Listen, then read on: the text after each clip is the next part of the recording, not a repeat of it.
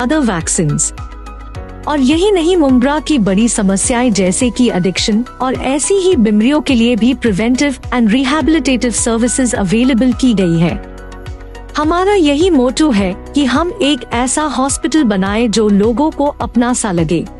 Medford Multi Speciality hospital, जो कि 60 bedded multi Speciality hospital है। यहाँ पर हमने कुछ सर्विसेज रखी हैं, जैसे कि क्यूरेटिव सर्विसेज है, प्रिवेंटिव सर्विसेज है, रिहैबिलिटेटिव सर्विसेज है, डायग्नोस्टिक सर्विसेज है। मैंने और मेरे जो पार्टनर है मिस्टर मेहरा जरीवाला सर, हमने सोचा था कि मुमरा के लिए हम कुछ अच्छा बनाएं, कुछ अच्छा करें, जैसे कि बेस्ट इंफ्रास्ट्रक्चर्स के साथ with low economical and affordable rates में हम पब्लिक को सर्विस दें। इसलिए हमने ये हॉस्पिटल बनाया। So please do visit us at Medford hospital.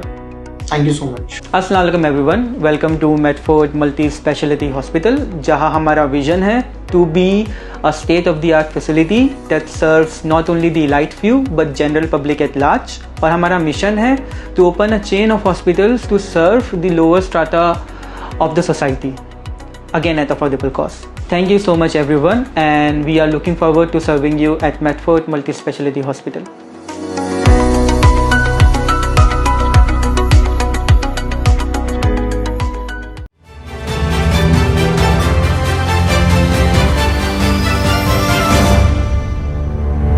मैं हूं जहांगीर रियासत, आप देख रहे हैं न्यूज़ ऐप के।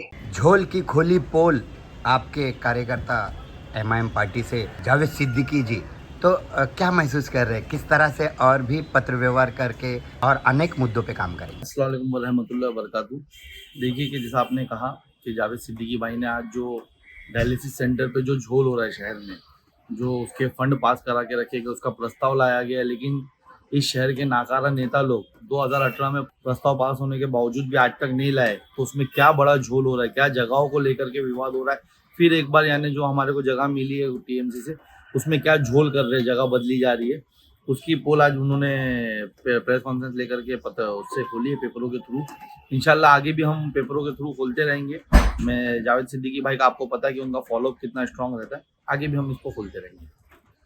आप देख सकते हैं कि मुमरा शहर में एक हॉस्पिटल जो बरसों के बाद बनी थी, उसके ऊपर लोगों ने डायलिसिस मशीन लगाने के ऊपर क्रेडिट लेने के लिए लोगों ने वहाँ आकर बोले हमने 5 चालू करा दिए, 5 चालू करा दिए।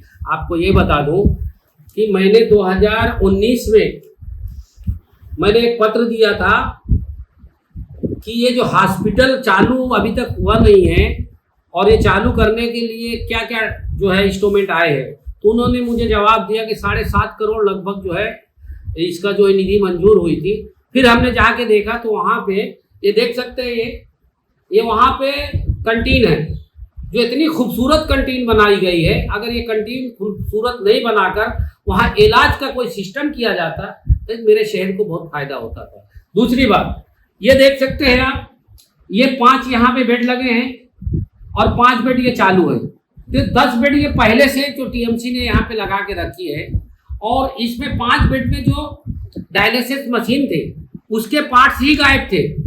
लेकिन उसमें नेताओं ने अपनी टीआरपी बढ़ाने के लिए मुमरा शहर के लोग वहां पहुंचे कि हमने कमिश्नर को बोल के और डायलिसिस 5 मशीनें चालू कराए। शायद आपकी न्यूज से भी लोगों को बताया गया। उसी संबंध में आपको बता दूं, मैंने 16 जनवरी 2019 को मैंने एक पत्र दिया था। ये देखिए, ये एक थाने महानगर पालिका का गोशवारा एक है, जो थाने महानगर पालिका के महासभा में मुमरा के जो लीडरान थे और मुमरा के जो बड़े बड़े नेता थे, मुमरा के जो 18 नगर सेवक थे, शायद उनको पता भी था कि 2017 में महासभा में डायलिसिस सेंटर मंजूरी हुआ था, जिसका सूचना क्रमांक नंबर 1735 है, और 21/11/2017 को मंजूरी का ये प्रस्ताव हुआ था। कहाँ पे? ये आपको बता दूं, आशियाना बिल्डिंग जो अलमास कॉलोनी में, जिसकी लागत जो है 10,39,69,400 रुपया इसका खर्चा बता के प्रस्ताव पास होके पड़ा है आज भी। तो मैं उन लीडरान को, उन नेताओं को बताना चाहता हूं जैसे चुनाव आया तो वो उसकी पोल खोल रहा है, वो उसकी पोल खोल रहा है, वो उस पार्टी में जा रहा है। ये इससे हमारे शहर का विकास होगा क्या? नहीं होगा। ये लोग जो है सिर्फ शहर के लोगों को चुनाव आते ही गुमराह करके अपने बंगला, अपनी गाड़ियां बनाते हैं। इसलिए जो अहम मुद्दा ये है, अगर ये इस पे काम करते, इस पे आवाज उठाते, तो खुदा की कसम आज जो कोरोना की महामारी में काफी लोग जो है तो अल्लाह के प्यारे होए, कम से कम कुछ तो राहत मिलती लोगों को बीमारी में। लेकिन ये लोगों ने काम नहीं किया। मैं आपको और ये बताना चाहता हूं कि जब हमने इसमें कल जाके इसका फाइल मांगे तो हमें मालूम पड़ा कि वहां पे क्या बोल रहे हैं कि ये जो जगह पे मंजूरी हुई थी, जो 10 करोड़ रुपया पास होके पड़ा है, उसका वर्क ऑर्डर निकालने के लिए वो जगह को सर्वे नगर विकास करती है। तो नगर विकास के पास से जवाब आया था कि वो जगह थोड़ी है। तो मैं उनको ये बताना चाहता हूं, क्या बगैर नगर विकास के जगह के तू प्रस्ताव कैसे पास किया?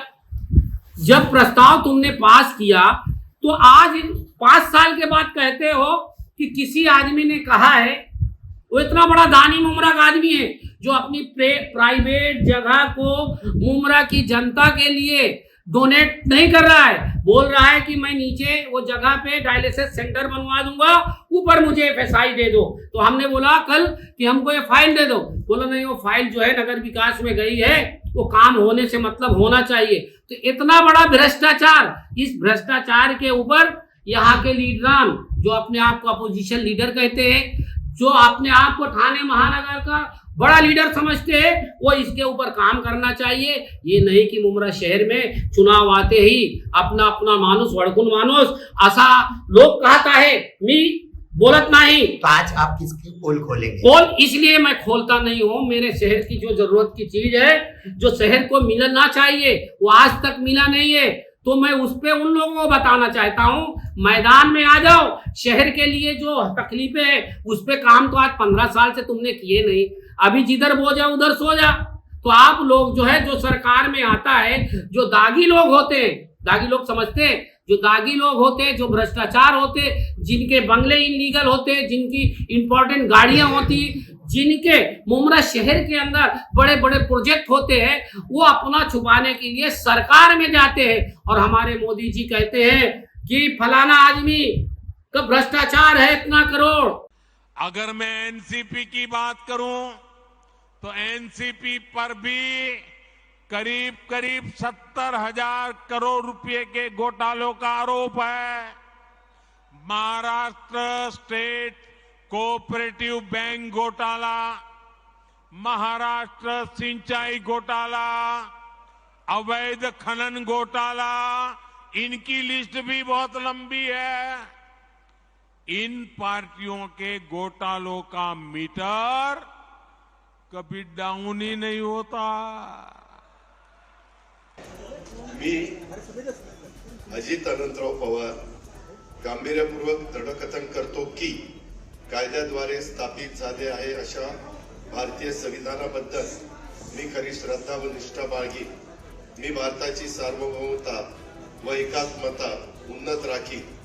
मी महाराष्ट्र राज्याचा उपमुख्यमंत्री म्हणून माझी कामे निष्ठापूर्वक व शुद्ध बुद्धीने पार पाडी आणि संविधान व कायदा यानुसार सर्व तऱ्हेच्या लोकांना मी निर्भयपणे व निस्पृहपणे तसेच कोणाच्याही विषयी ममतभाव किंवा आकस न बाळगता न्याय वागणूक देईन।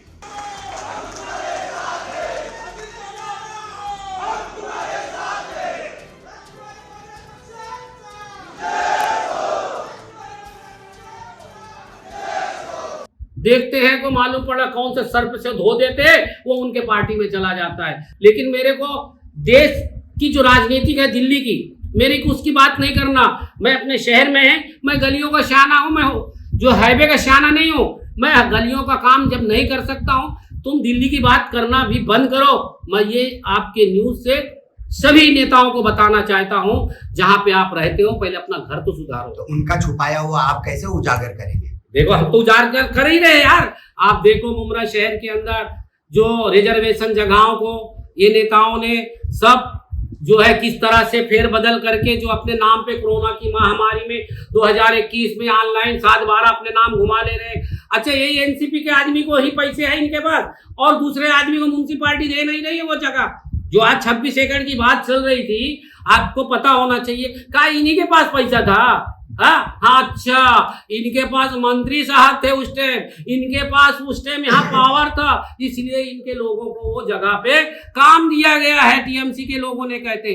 लेकिन इंशाअल्लाह जो शहर के साथ सौतेला व्यवहार किया है जिन्होंने, उसकी बात जो है हम जनता तक पूरी पहुंचाएंगे और काम भी करके देंगे।